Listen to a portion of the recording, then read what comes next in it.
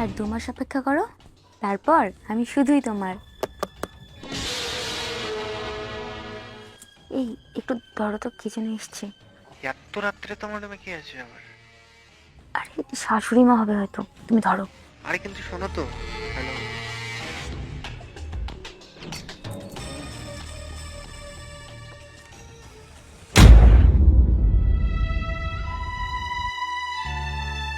তুমি? সারপ্রাইজ। তোমার না সামনের সপ্তাহে আসার কথা?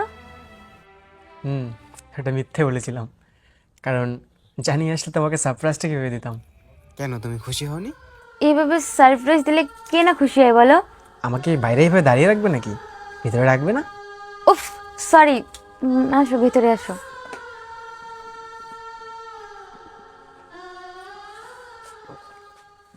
তুমি হাত মুখ ধুয়ে টেবিলে বসে পড়ো, আমি খাবার নিয়ে আসছি। মা কোথায়? টেবিলে আছে। আচ্ছা, তাড়াতাড়ি আসো। হ্যাঁ, আমার ভীষণ খিদে পেয়েছে কিন্তু। Hello, hello. কতক্ষণ থেকে আমি হ্যালো বলছি? আরে একটা প্রবলেম হয়ে গেছে, আমার বর বাড়ি চলে এসেছে। ইয়ার কি মেরো না তো। আমি ইয়ারকে মারছি না, সত্যি বলছি।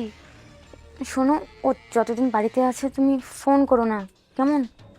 কিরে, কাউকে না জানিয়ে হঠাৎ করে এভাবে আসলি যে? মা, আমি যে বিল্ডিংটায় কাজ করি, সেই বিল্ডিংটা কিছু কাগজপত্রের সমস্যার জন্য কোর্ট থেকে কাজটা বন্ধ করে দিয়েছে।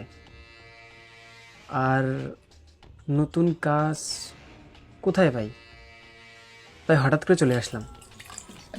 সে কিরে, তাহলে তো তোর ভালোই সমস্যা হয়েছে। না না না মা, সেরকম কোনো সমস্যা হয়নি, তুমি ওসব নিয়ে চিন্তা করো না। পূজা, হ্যাঁ আসছি। শোনো, তুমি ফোন করবে না কিন্তু, কেমন?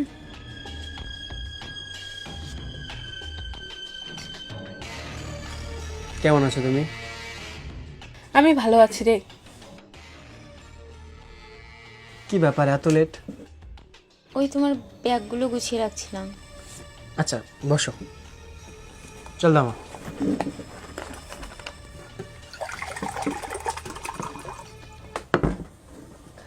দাও। তুমি কাল থেকে বারবার এইভাবে ফোন করে যাচ্ছ কেন বলো তো?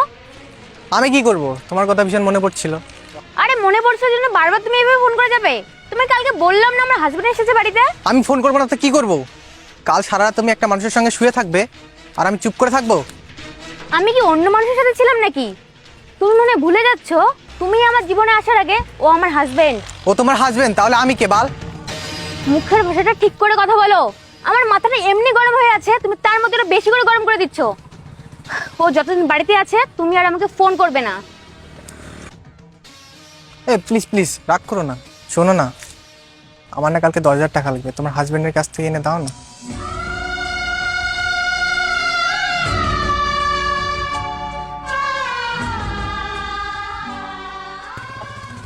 ঠিক আছে, কালকে ঠিক এই সময় এখানে এসো।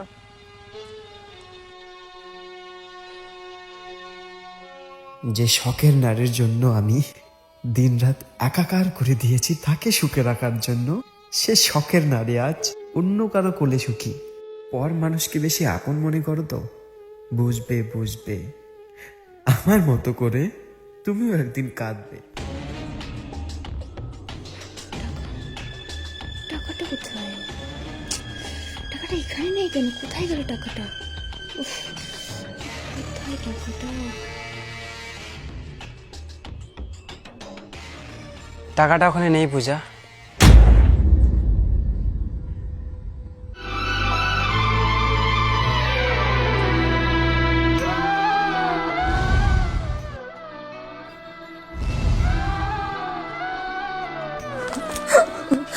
আমাকে ক্ষমা করে দাও, আমি ভুল করেছি। আমি ভুল করেছি। আমার পায়ে পড়ো না পূজা, তোমার জায়গা আমার পায়ে নয়, আমার বুকে।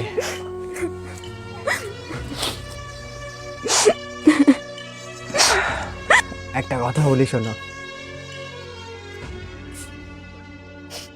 আমাদের মতো ছেলেগুলা বিদেশে কেন পড়ে থাকে জানো? বাড়িতে নিজের বউ বাচ্চাকে সুখে রাখার জন্য। তুমি আমাকে প্রতিদিন বলতে না যে আমি ওখানে কেমন আছি, আর আমি তোমাকে প্রতিদিনই বলতাম যে আমি ভালো আছি। সত্যিটা জানবে, ওখানে আমাকে কুকুরের মতো করে খাটতে হয়, এমনকি নিজের খাবারটুকু নিজেকে রান্না করে খাইতে হয়, তারপরেও মালিকের কুকুরের মতো ব্যবহার।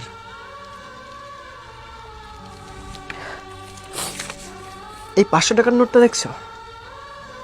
বিশ্বাস করো, এই নোটটা আমাদের ইনকাম করতে সারাদিন কুকুরের মতো করে খাটতে লাগে।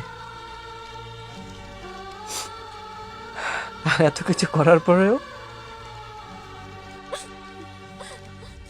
আমাকে ক্ষমা করে দাও, ও আমার মাথাটা শেষ করে দিয়েছে। কষ্ট পাইছি রে বউ, ভীষণ কষ্ট পাইছি। তোমার টাকা লাগবে না? এই নাও, এখানে পুরো 10 লাখ টাকা আছে, বাকি টাকা এখানে আছে। আর আমার নামে যতটুকু জমি ছিল আমি সব তোমার নামে করে দিয়েছি। সজল, সজল, আমার এসব কিচ্ছু চাই না, আমার তোমাকে চাই। আমি ভুল করেছি, আমাকে শাস্তি দাও, আমাকে শাস্তি দাও। আমার তোমার সঙ্গে একসঙ্গে থাকাটা আর সম্ভব নয়।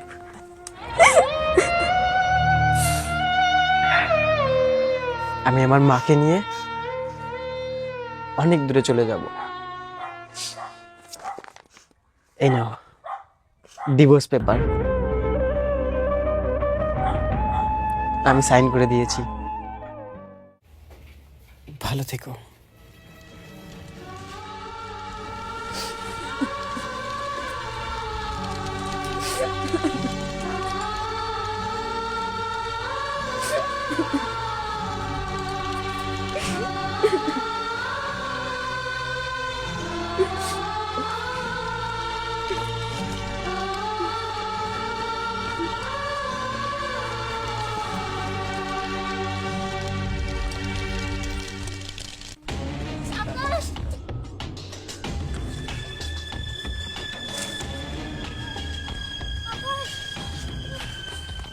আমার সর্বনাশ হয়ে গেছে আকাশ। কি হয়েছে? সজল আমাকে ছেড়ে দিয়েছে।